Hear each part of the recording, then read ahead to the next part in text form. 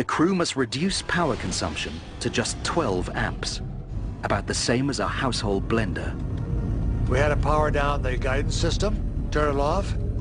We had to power down the computer. Really all we had going for us was a radio to talk back to the Earth and a little fan to circulate the atmosphere. Power is everything. What do you mean? We got to get them down to 12 amps. 12 amps? How many? You can't run a vacuum cleaner on 12 amps, John. To stay alive, they have only one option. They'll have to evacuate into the lunar module, Aquarius. We want you to start getting over in the LEM and getting some power on that. The lunar module has its own battery power supply. If the LEM didn't have climate control, and had air in it, would it be hot or cold without the climate control? If you just took a lunar module, well, let's take the climate control and it fails. All right, what happens then? You've got air in setting there, it's 70 degrees. If the lunar module is setting in the sun, which it always is, then slowly but surely that temperature inside is going to go up to 250 degrees Fahrenheit. Now you ain't going to make it because you're going to cook long before that. What powered the air conditioning? What powered the air? Batteries. You had a number of big batteries in the lunar module. They powered pumps, they powered the air conditioning, they powered the communication system. But powering down had another unwelcome effect. With the heaters switched off, the temperatures began to drop. We were losing more heat out into space than we're gathering from the sun. And therefore, gradually, the temperature kept dropping and dropping and dropping, and finally got down to about 34 degrees Fahrenheit in the lunar module, even colder in the command module. Temperature inside is going to go up to 250 degrees Fahrenheit. It got very cold and very damp. I'm a little worried about this cold affecting our battery efficiency. Alan Beam is saying that it would be 250 degrees. That temperature inside is going to go up to 250 degrees Fahrenheit. With the heaters switched off, the temperatures began to drop. The air conditioning temperature inside is going to go up to 250 degrees Fahrenheit. With the heaters switched off, the temperatures began to drop.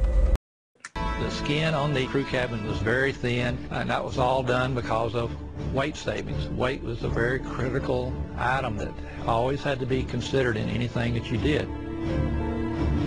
If you really took your finger and poked hard at it, you could poke right through the outer skin of the spacecraft. You could poke right through the outer skin of the spacecraft. It was about the thickness of 2 layers of aluminum foil.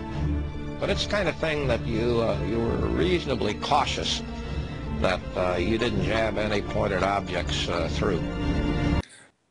The skin, the aluminum alloy skin of the crew compartment was about 12 thousandths of an inch thick. That's equivalent to about 3 layers of Reynolds wrap that you would use in the kitchen. If you really took your finger and poked hard at it, you could poke right through the outer skin of the spacecraft. We never lost an American in space. We're sure as hell not going to lose one on my watch. Problems are our business. And I thought, we're going to solve this problem, get back on track. No big deal. But your own research has shown the telemetry data is missing. That's right. No big deal. The skin of the lunar module is so thin that you could punch a hole right through it. This is Odyssey. It's good to see you again.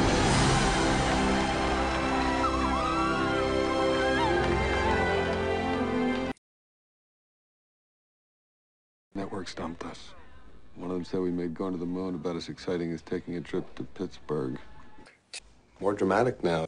And this focuses renewed attention on Apollo. The unfolding drama in space instantly reignites press interest in the mission. There was an explosion. And the network TV coverage pulls no punches. Their oxygen supply is in jeopardy, and their water supply is officially termed critical. One of the networks gives the crew a 10% chance of survival. Yes, if anything more goes wrong. The House and Senate passed resolutions calling on the American people to pray tonight for the astronauts. In Rome, Pope Paul led 50,000 people in prayers for the safe return of the astronauts. in Jerusalem, prayers at the Wailing Wall. His mind slid away into the labyrinthine world of doublethink. To know and not to know. To hold simultaneously two opinions, which cancelled out. To forget whatever it was necessary to forget, then to draw it back into memory again at the moment when it was needed, and then promptly to forget it again. In 1959, I was working with advanced research at Rocketdyne, and their own studies proved that radiation levels on the moon were lethal. This corroborated Russian research. The Russians claimed that for a man to survive on the moon with the radiation emitted from solar and cosmic sources, he would have to be shielded by 4 feet of solid lead. These Lavelle outlined as he had been intended to in a letter to Hugh Drydston, NASA's deputy administrator. First, the Russians could see no immediate way of protecting cosmonauts from the lethal effects of solar radiation. I had frequently asked my Soviet contacts when they intended to send a human being to the moon, and their response was always, when we can be absolutely certain of getting him back alive. They're not, there's these 2 little windows in the LEM. Mm-hmm. It's blue out there, a bright blue. I mean, didn't they even have enough respect for our intelligence to have it black out there, which is the way it would be with space? Right. I mean, it's so out there that, you know what I mean? Reality control, they called it. There's so many holes in their story. It's like 9/11, you know, in Spain. It's worse. It's worse. And you're even considered crazier if you say the moon landing was a hoax than if you're a 9/11 truther. Right. Right? They got us brainwashed to the point where physicists come out of Apollo 13 and I'd be carted away to the loony bin, and they go and get money, you know, from the government to do their physics. How could that be? Well, you bring up such an interesting point of this whole Orwellian lie. I don't know a better way to put it. It's how can the world be under this much mind control? Right. And that's really the ultimate question. And boy, that's the scary part of it. It really is, because I hope people listening to this will understand that that is really the point that I'm getting at here. The party told you to reject the evidence of your eyes and ears. It was their final, most essential command. The temperature kept dropping and dropping and dropping, and finally got down to about 34 degrees Fahrenheit. This is insane, you fool!